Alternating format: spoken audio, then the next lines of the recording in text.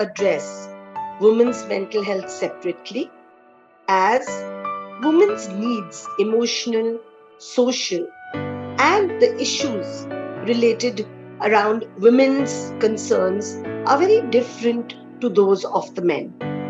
A woman plays multiple roles in her life, changing and shifting between being a family nurturer to being a working mother today. She is the breadwinner too. In the earlier times, this dual role was not an expectation. So, as a result of which, she needs to create a balance between her work life and home.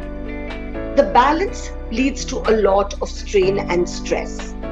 Continuing to shift between being a mother and a person with a role at work involves a lot of emotional upheaval, a lot of upsurge of positive and negative emotions.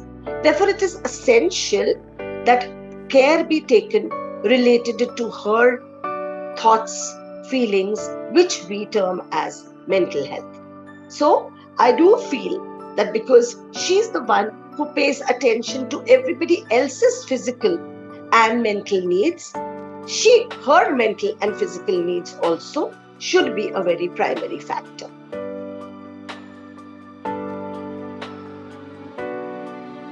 Just by starting with acknowledgement that there is a difference in the way men are treated and women are treated, even if they are not contributing to that, to acknowledge that something like that happens. Starts very small from home, right? And so being supportive of your spouse or your partner, right?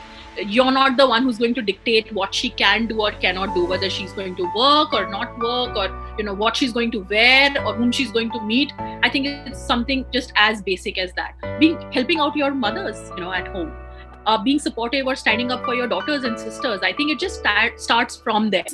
The one way that men could be involved is to be more aware of their own mental health, right? So it is something that we see in society, that men have to be strong. They can't cry, they can't share emotions. And while that is changing, and you can see that there is a change in that, I think women can take care of their mental health. Men don't need to help you with that, but the help or the strength of a man would come from themselves going in for help and looking after their own mental health as well.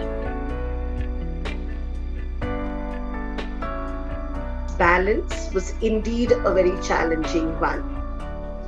I owe my mother-in-law and my husband all the credit for this.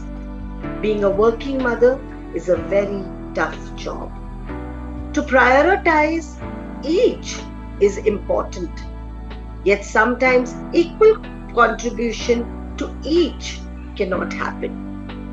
Negative emotions like guilt, anxiety may haunt you whenever the other is prioritized, but it's a choice we've made, so we have to live by it. In the earlier years, I therefore worked only part-time. I only became a full-time worker once my children entered college. I always thought that my responsibility, first primary responsibility, was to take care of my own children. There was a lot of guilt which would come up even then when I had to give my profession a backseat. Yet, once they grew up, I moved on without caring too much and really coming into the forefront into my professional life. In my personal experience, yes, when I became the mother for the first time, I did take a sabbatical of 3.5 years because it was very difficult for me to balance both work and job. The kind of support that one requires after becoming a mother, it's very important. And if you do not have that kind of support, especially mentally and emotionally, then it becomes very, very difficult for you to do your career again. And again in 2019, when again I had my second baby, again I have taken a sabbatical of almost 20 months, and then I got back So at every step, I have really sacrificed my career. I'm a single mom to 2 teenage boys. So it was really, really difficult for me to find any sort of balance. Work-life balance was very difficult to find.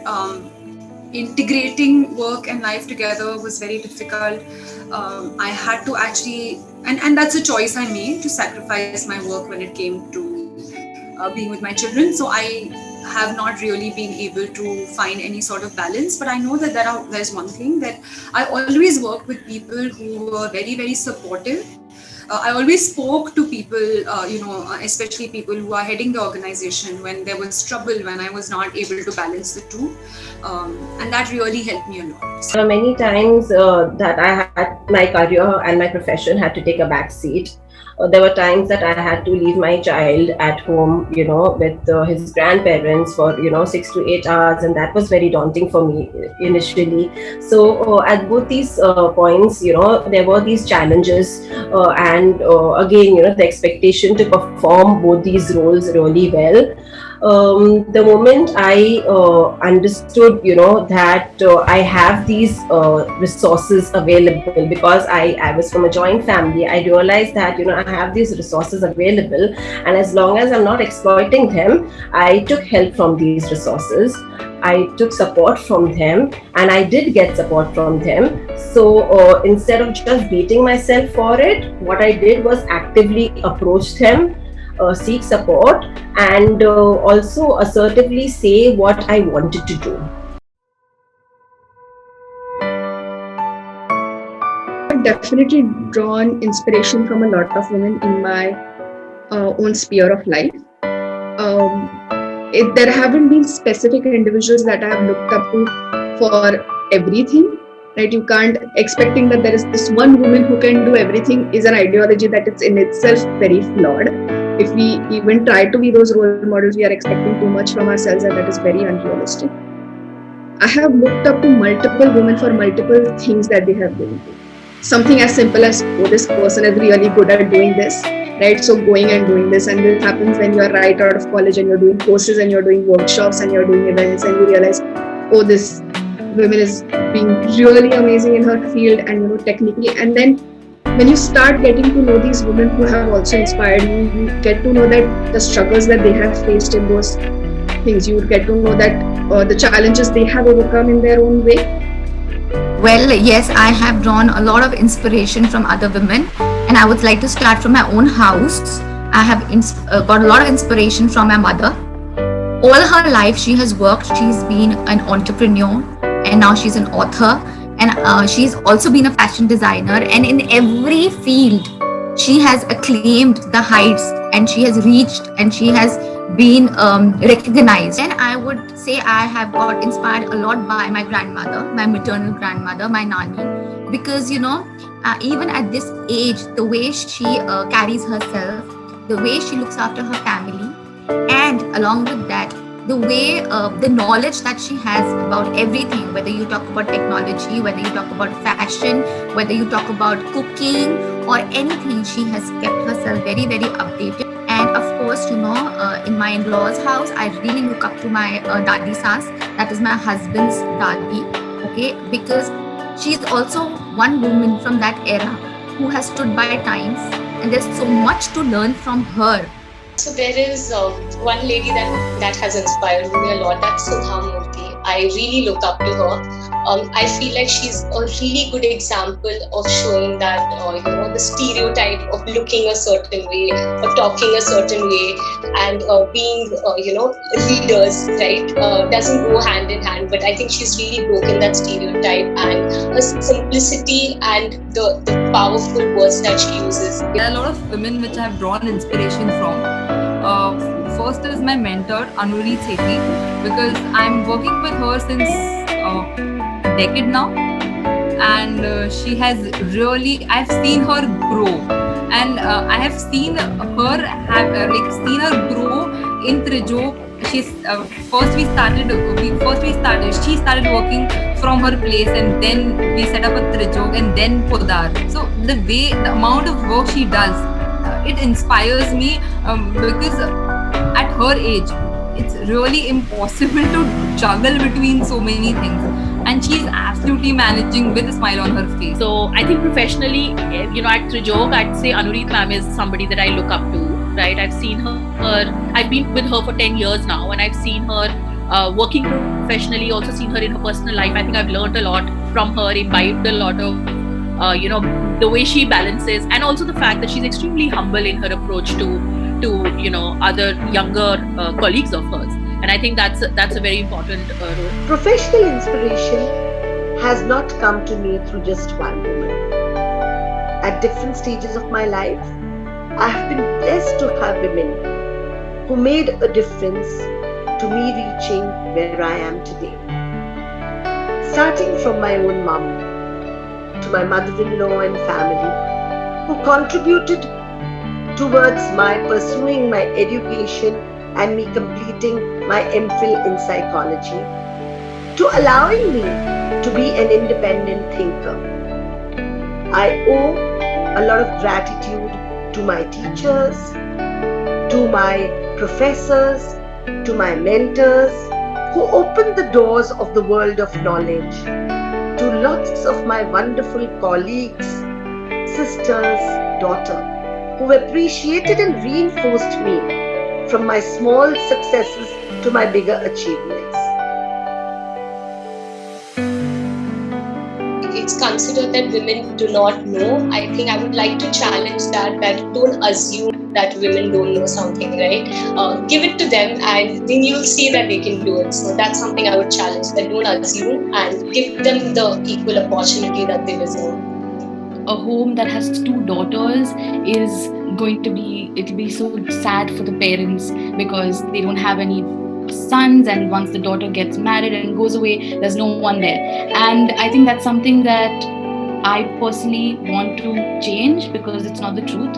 And since I recently got married, I know for a fact that I'm just as capable of looking after my family after I've been married as I was before. I'd like to challenge the bias which I feel the women in themselves have. Women do not support other women. So it's very important that women should support other women, whether it's in your own house, whether you're working somewhere, or whether someone is working for you. It is very, very important that at every level that women should support women. Bias related to women is that the need to be good homemakers or good home managers, even when they are working outside.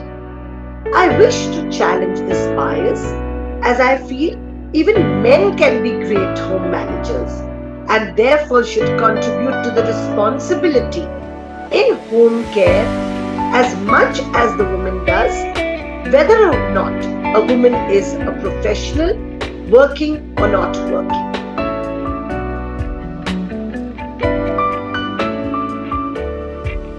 Message would be your awesome selves. You are very worthy and you are very deserving, and you have a lot of value. By being who you are, you have a lot of value to the world. So just be your awesome selves. Do not allow anything or anyone to stop you from achieving what you really can just because you are a woman.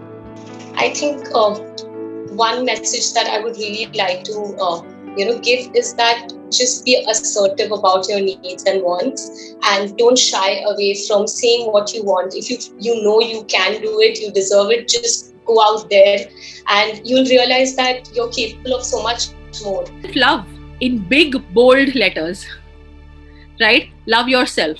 I don't think we can get enough of it, and I don't think that we get enough of it, and I don't think we give it to ourselves at all. To all women is that we don't need to fit the role of being a superwoman, wanting to please others, living for others. One can just be a woman who can first always focus on her needs, self-care, self-love, before she extends herself to the others. This certainly doesn't mean that she is selfish and uncaring. As a professional, as a psychologist, I always propagate to all my clients, to my colleagues, to whoever associates with me, that only when we take care of ourselves and lead normal lives can we give a lovely normal life to others.